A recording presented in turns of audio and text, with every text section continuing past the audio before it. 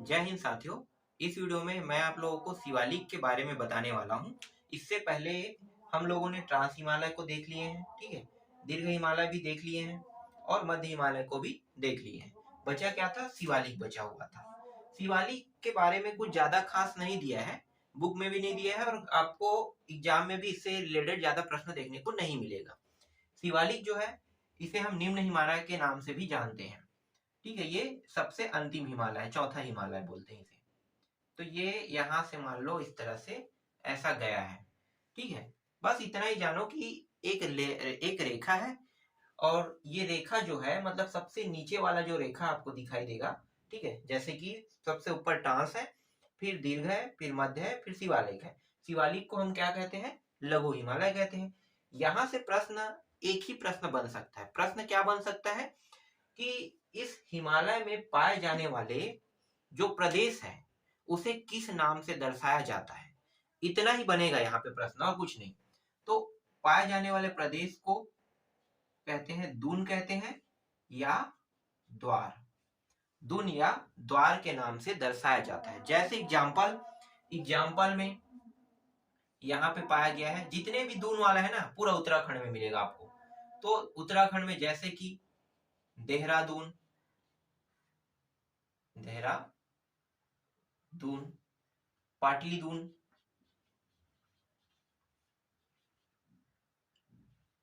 पाटलीदून और कोटलीदून, कोटलीदून। और ये सभी के सभी कहाँ पाया गया है? सभी के सभी उत्तराखंड में पाया गया है। तो प्रश्न क्या बन सकता है कि शिवालिक में जितने भी प्रदेश पाए गए हैं उन्हीं सभी प्रदेशों को या तो उसके अंत में दून लगता है या फिर द्वार लगता है। और ये जो दून और द्वार लगता है वो सभी कहाँ पे है? उत्तराखंड में, ठीक है। यहाँ पे उत्तराखंड राज्य है, खंड। बस इतना ही पूछेगा आपसे प्रश्न में। अगर यहाँ से प्रश्न बनता है शिवालिक से, तब शिवालिक से बनेगा तो देहरादून किस राज्य में पूछेगा तो आपको बताना है उत्तराखंड में। पाटलीदून किस राज्य में कहेगा तो आपको बताना है उत्तराखंड में। कोटलीदून किस राज्य में कहेगा तो आपको बताना है उत्तराखंड में। इससे अधिक प्रश्न किसी भी कंडीशन में नहीं बनेगा। एक बन जाएगा तो ये बनेगा कि ये जो शिवालिक है इसमें पाए जाने वाले पाठ प्रदेशों को कैसे दर्शाया जाता है तो दून या द्वार से दर्शाया जाता है। बस इतना ही प्रश्न बनेगा और नहीं, ठीक है। इसके बाद यहाँ पे पूर्व वाला जो था ना बचा हुआ था पहाड़ियों का नाम। तो पूर्व में जो पहाड़ी है उन पहाड़ियों का नाम मैं अब आपको बता देता हूँ, ठीक है। देखो ये असम राज्य है, ये वाला हिस्सा यहाँ से ये जो तीन पहाड़ी आपको दिखाई दे रहा है ना, एक दो तीन, ये तीनों तीनों पहाड़ी असम राज्य में है। ये जो ऊपर में है असम राज्य में इसे हम मिकिर पहाड़ी कहते हैं, ठीक है। राज्य याद रखना, मैं राज्य लिखते जा रहा हूं असम। असम राज्य में है मिकिर पहाड़ी, याद रहेगा। दूसरा है रेंगमा, ये भी कहां पे है? असम में है। राज्य ही पूछा जाता है, ठीक है। ये पहाड़ी किस राज्य में है पूछेगा तो आपको बताना है मिकिर पहाड़ी असम राज्य में है। रेंगमा पहाड़ी पूछेगा तो आपको बताना है असम राज्य में है। ये जो बराई पहाड़ी है ये किस राज्य में कहेगा तो ये भी क्या है? असम राज्य में है। क्योंकि जो भी पहाड़ी है ना उसका राज्य ही पूछेगा और राज्य अगर आप बता दें तो आपको यहाँ पे नंबर मिलेगा और राज्य आप अगर नहीं जानते तो आपका नंबर यहाँ से कट जाएगा। मैंने जितना भी प्रश्न अब तक के देखा है, आते हुए देखा है, सबको एनालिसिस करने के बाद यहाँ पे पूरा सेट किया है इसे। तो जो जो प्रश्न आया है और जिन प्रश्नों में जैसा पूछा गया उसी हिसाब से आपको पढ़ा रहा हूँ। इसका मतलब ये है कि जब इनसे संबंधित प्रश्न आपके एग्जाम में आएगा तो गारंटी यहाँ से बन ही जाएगा, ठीक है। तो उसी टॉपिक से मैं संबंधित पढ़ा रहा हूँ आपको। इसके बाद यहाँ पे देखो पटगोई बूम। पटगोई बूम दो ऐसे पहाड़ी है, जैसे कि नागा पहाड़ी अपने राज्य के नाम पे है, मिजो पहाड़ी अपने राज्य के नाम पे है। नागा पहाड़ी मतलब नागालैंड में है, नागालैंड राज्य में है। मिजो पहाड़ी मतलब मिजोरम में है। तो ये दो दो जो है बहुत आसान हो गया, मिजोरम राज्य में है। लेकिन ये जो लैमा टोला है और पटकोई बूम है ये दोनों अपने राज्य के नाम पे नहीं है। पटकोई जो बूम है ये है अरुणाचल प्रदेश में,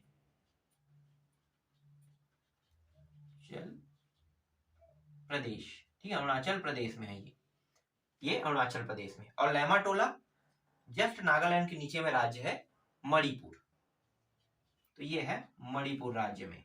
तो सभी का राज्य आपको पता चल गया। यहां से जो भी प्रश्न आएगा उसमें राज्य पूछेगा, तो राज्य बस को याद रखना है, मिकिर रेंगमा और बराई पहाड़ी तीनों असम राज्य में है, नागा पहाड़ी नागालैंड में है, मिजो पहाड़ी मिजोरम में। बहुत आसान है याद करना। पटगोई बुम नागालैंड के ऊपर में, इसलिए पटगोई बुम अरुणाचल प्रदेश ऊपर में पड़ता है। नागालैंड के बीच में लेमाटोला है और लेमाटोला नीचे जस्ट राज्य में मणिपुर राज्य पड़ता है, तो लेमाटोला पहाड़ी मणिपुर राज्य में। हो गया आसान। तो इन पहाड़ियों के नाम और राज्य अगर आपको पता है तो बहुत आसानी से आप इन सभी के संबंधित प्रश्नों को बना पाओगे। ठीक है, आगे बढ़ते हैं। याद हो गया ना ये सब? ठीक, ये द्वंद्वार भी याद हो गया होगा। अब आते हैं यहाँ पे, देखो ये जो टॉपिक है इसको देख लेते हैं। यहाँ पे अरावली पहाड़ी है, ये मालवा पठार है, ये छोटा नागपुर का पठार है, ठीक है। और ये जो है ना विंध्य श्रेणी है, सतपुड़ा है, महादेव पहाड़ी है और ये मैकल श्रेणी है। तो यहाँ से प्रश्न कैसे बनते होंगे? देखो ये जो मालवा पठार है, छोटा नागपुर पठार है, ये जो है ना संसाधनों से भरा है। संसाधन जिसे हम खोद के निकालते हैं ना जमीन से, मिनरल, ठीक है, तो जमीन से खोद के निकालते हैं तो वो चीज हमें इन्हीं पठारों से मिलता है, मालवा पठार और छोटा नागपुर के पठार से मिलता है। कोयला खदान जैसे कि झारखंड में है, ठीक है, लोहे की खदान आपको पता होगा, ठीक है, लोहे की खदान जैसे कि पश्चिम बंगाल वाला एरिया में है।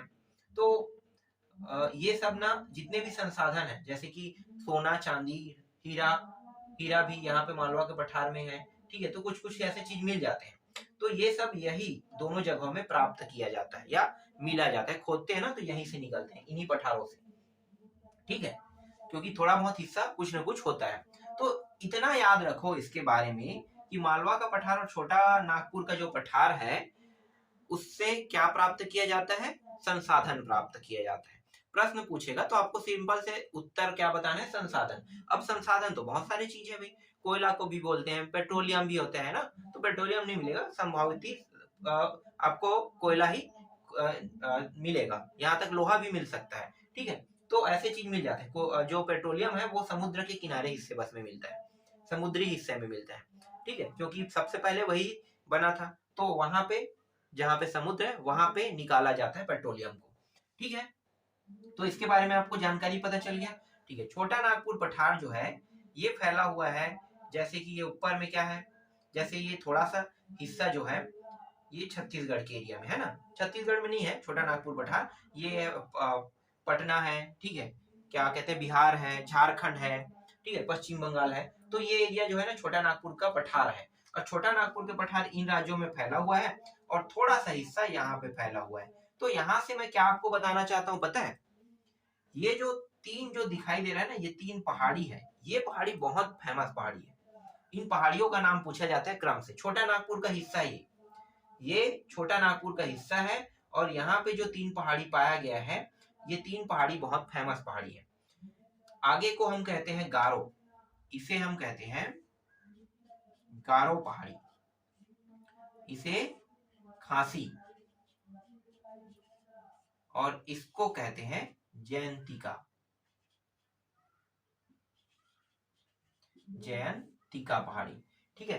तो ये तीनों पहाड़ी अपने आप में बहुत फेमस है, गारो, खासी, जयंतिया। आगे को गारो, पीछे बीच को खासी और किनारे को जयंतिया कहते हैं, ठीक है। अब इनमें जो खासी पहाड़ी है, खासी पहाड़ी, ये जो पहाड़ी बीच में जो पाया गया पहाड़ी ना, इसके बारे में बहुत इंपॉर्टेंट जानकारी बता देता हूं कि खासी पहाड़ी पर ही विश्व के सबसे अधिक वर्षा क्षेत्र, जिसका नाम क्या है? चेरापूंजी, इसी पहाड़ी पर है। चेरापूंजी मतलब सबसे ज्यादा वर्षा होने वाला, जो विश्व के सबसे ज्यादा वर्षा क्षेत्र जो है वो खासी पहाड़ी पर है, और उस जगह का नाम क्या है? चेरापूंजी। याद रहेगा, पूछा जाता है प्रश्न। और ये जो तीनों पहाड़ी है ये किस राज्य में कहेगा तो क्या बताना है? ये है मेघालय में, राज्य का नाम है मेघालय, ठीक है। किस राज्य में है? मेघालय में। छोटा नागपुर के ये टॉपिक इतना इंपॉर्टेंट नहीं है, लेकिन ये टॉपिक बहुत इंपॉर्टेंट है, पहाड़ियों से संबंधित पूछा भी गया प्रश्न, गारो खासी जयंती का किस पहाड़ी में है, सॉरी किस राज्य में है? तो मेघालय राज्य में पूछा गया था, मतलब जिन जिन लोगों ने मेघालय लिया था उसका आंसर सही था। दूसरा ये है कि क्रम से पूछेगा तो गारो आगे में है, बीच में खांसी लेना है और किनारे में जयंतिया लेना है, ठीक है, या जयंतिका ले कह सकते हैं इसे। तो जयंतिया पहाड़ी लास्ट में है। तो इसे क्रम से भी पूछा गया था। जिन लोगों को क्रम पता है वो आसानी से बता सकते हैं। आपको बस याद रखना है खांसी को, ठीक है, खांसी बस को याद कर लो, बीच में पड़ता है, ऑटोमेटिकली ये याद हो जाएगा। और कैसे प्रश्न बन सकता है कि खासी पहाड़ी पर, मतलब ये तीनों पहाड़ी का नाम दे दिया रहेगा और किस पहाड़ी में, तीनों पहाड़ी गारो खासी जयंतिया पहाड़ी का नाम दे दिया रहेगा और कहेगा कि किस पहाड़ी में विश्व के सबसे अधिक वर्षा क्षेत्र चेरापूंजी जगह स्थित है, इस तरह से। तो आपको ऑप्शन में गारो खासी जयंतिया इस तरह दिया रहेगा और राज्य मेघालय भी दे दिया, लेकिन पहाड़ी पूछा रहेगा तो आपको खासी पहाड़ी टिक करना है। समझ में आ गया? ठीक है, छोटा नागपुर से इतना ही इंपॉर्टेंट था, इसमें और ज्यादा नहीं है। यहाँ से सिर्फ इतना ही प्रश्न बन सकता है, ठीक है। आगे आते हैं मालवा के पठार। मालवा के पठार ये भी संसाधनों से संपन्न क्षेत्र है, इसलिए ये जो है सिर्फ संसाधनों वाला है ना। इसमें बेतवा और क्या बोलते हैं, बेतवा नदी, ठीक है, बेतवा नदी जैसे नदियां निकलती है तो बहुत ज्यादा खास नहीं है। और वो ये जो बेतवा नदी है ये यमुना नदी की सहायक नदी है, ठीक है। तो ये तो नदी वाले टॉपिक में देखेंगे। तो संसाधन बस के बारे में जान लो, नदी के बारे में मैं आपको बाद में बताऊंगा विस्तार से। फिर ये जो है ना, ये है अरावली पहाड़ी। अरावली पहाड़ी के बारे में एक खास बात यह है कि भारत के सबसे प्राचीन पहाड़ी का नाम बताइए कहेंगे कहेगा तो आपको अरावली को ही लेना है, क्योंकि जब हिमालय नहीं बना था ना, हिमालय तो अभी अभी बना है, ठीक है, हिमालय अभी भी विकास होते जा रहा है, उठते जा रहा है ऊंचा, लेकिन उससे पहले अरावली पहाड़ी पहले से ही था यहाँ पे, पहले से ही, बहुत पहले, इसलिए इसे प्राचीन पहाड़ी के नाम से भी जाना जाता है, अरावली पहाड़ी को।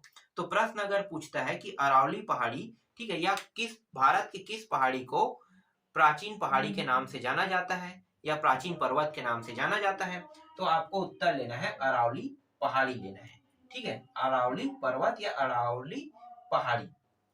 तो याद हो गया? ठीक है, इसके बारे में इंपॉर्टेंट चीज बता देता हूं कि अरावली पहाड़ी की सबसे ऊंची चोटी, सबसे ऊंची चोटी का नाम है गुरु शिखर नाम है, ठीक है, गुरु शिखर। पूछा जाता है प्रश्न, पूछा भी गया है, पूछा जाता भी है कि सबसे ऊंची चोटी जो है ये है गुरु शिखर है और इसकी ऊंचाई 1722 मीटर है। कितना है? 1722 मीटर। और ये जो गुरु शिखर नाम का जगह है ये है माउंट आबू में है, ठीक है, माउंट आबू में है। देखो माउंट आबू नाम जब पढ़ते हैं ना तो ऐसा लगता है कि हिमालय पर्वत में है, लेकिन ये हिमालय में नहीं है, ये अरावली पर्वत में है। किसमें है? अरावली पर्वत में। ऐसे प्रश्न जिसमें डाउट हो रहा है उसे अच्छे से याद रखना। अगर अच्छे से याद नहीं रखोगे तो ये माउंट आबू को आपको कहां पे लगा दोगे भाई? हिमालय पर्वत वाले में, ठीक है, हिमालय की कहीं ना कहीं चोटियों में लोगे और वहां से आंसर टिक कर दोगे, फिर एक नंबर आपका वहां पे कट जाएगा। तो आपको नंबर नहीं कटाना है, आपको पता होना चाहिए कि ये जो माउंट आबू है ये अरावली पर्वत में, अरावली पर्वत है राजस्थान राज्य में। राज्य भी याद होना चाहिए। मैं राज्य आपको बार बार इसलिए बता रहा हूं क्योंकि राज्य याद होने पर ही हर चीज बहुत आसानी से हम हर चीजों को याद कर सकते हैं। यहाँ से जो प्रश्न आते हैं उसी के हिसाब से मैं प्रश्न आपको बता रहा हूँ। इसके बारे में बहुत ज्यादा डिटेल नहीं देख रहे हैं। डिटेल देखते हैं तो वहां से प्रश्न नहीं बनते हैं, डिटेल नहीं देखना है, जहां से प्रश्न बनता है सिर्फ उसको देखना है हमें, ठीक है। तो अरावली पर्वत से प्रश्न पूछता है तो अरावली पर्वत किस राज्य में कहेगा, तो आपको लेना है राजस्थान। दूसरा प्रश्न क्या बनेगा यहाँ से कि अरावली पर्वत सबसे प्राचीन पर्वत है, दूसरा प्रश्न हो गया, ठीक है। भारत के सबसे प्राचीन पर्वत का नाम बताइए कहेगा तो आपको अरावली लेना है, तो दूसरा प्रश्न बन गया आपका। तीसरा क्या बनेगा कि अरावली पर्वत की सबसे ऊंची चोटी का नाम बताइए, तो गुरु शिखर कहना है। ये जो गुरु शिखर है ना ये सबसे ऊंची चोटी है, इसकी ऊंचाई पूछता है तो चौथा प्रश्न बनेगा 1722 मीटर लेना है।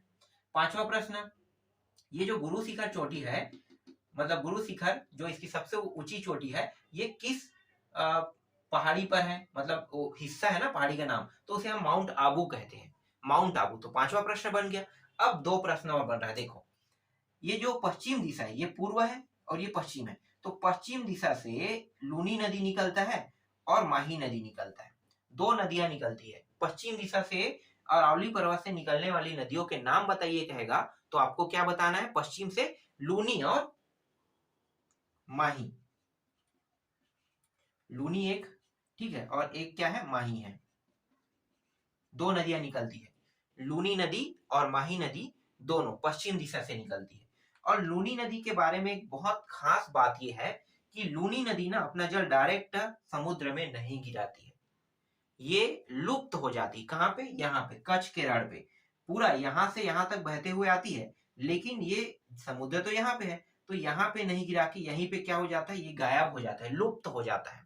लूनी नदी यहीं पे लुप्त हो जाएगा, ठीक है। अब वो लुप्त हुआ है, इसके बारे में वैज्ञानिकों ने जानने का प्रयास तो किया था कि ये लुप्त कैसे हुआ है, लेकिन अभी तक इसके बारे में पूर्ण रूप से जानकारी प्राप्त नहीं हुआ है कि ये अंदर अंदर कहाँ से जाकर ये समुद्र में मिल रहा है या पानी कहाँ जा रहा है, अभी तक पता नहीं कर पा रहे हैं। लेकिन लूनी नदी के बारे में खास बात यही है कि ये पूरी तरह से समुद्र में अपना जल नहीं गिराता है, ये लुप्त हो जाता है, ठीक है। कच्छ के रण के पास, गुजरात के, मतलब गुजरात वाला एरिया है, तो वही कच्छ के रण के पास ये लुप्त हो जाता है, ठीक है। इसके बाद एक है बनास नदी, यहाँ से निकलता है बनास नदी, लूनी पहाड़ी से ही निकलता है। देखो, बनास नदी लूनी पहाड़ी से निकलता है, लेकिन ये पूर्व दिशा से निकलता है, और ये ना यमुना नदी की सहायक नदी है, तो ये इस तरह से इधर बहती है, ठीक है। तो इतना ही इसमें इंपॉर्टेंट था, और इंपॉर्टेंट नहीं है, ठीक। आगे देखते हैं। अब यहाँ पे देखो, विंध्य श्रेणी है, सतपुड़ा है, महादेव श्रेणी है, और यहाँ पे मैकल श्रेणी है। तो यहाँ से जब प्रश्न पूछा जाता है तो कैसे पूछा जाएगा कि इन तीनों पर्वतों का नाम दे दिया रहेगा और क्रम से बताइए पूछेगा, ठीक है। ये क्रम से ही पूछते हैं, ऐसे प्रश्नों को ये लोग क्रम से ही पूछते हैं। विंध्य श्रेणी, सतपुड़ा और महादेव पहाड़ी, क्रम से बताइए कहेगा तो विंध्य पहले आता है, फिर नीचे में सतपुड़ा है, और फिर नीचे में महादेव है। और इसे अभ्रंश घाटी भी कहते हैं, ठीक है। अभ्रंश घाटी का मतलब क्या होता है मैं आपको बता देता हूँ। अभ्रंश घाटी का मतलब होता है कि इस साइड भी नदी, दूसरे साइड भी नदी, मान लो दोनों साइड क्या है? नदियां हैं, तो नदी दोनों साइड है, तो जब हम नदी से देखेंगे तो एक पहाड़ जैसा बीच में दिखाई देगा, पहाड़ जैसा बीच में दिखाई देगा, लेकिन रियल में वो पहाड़ नहीं होता है।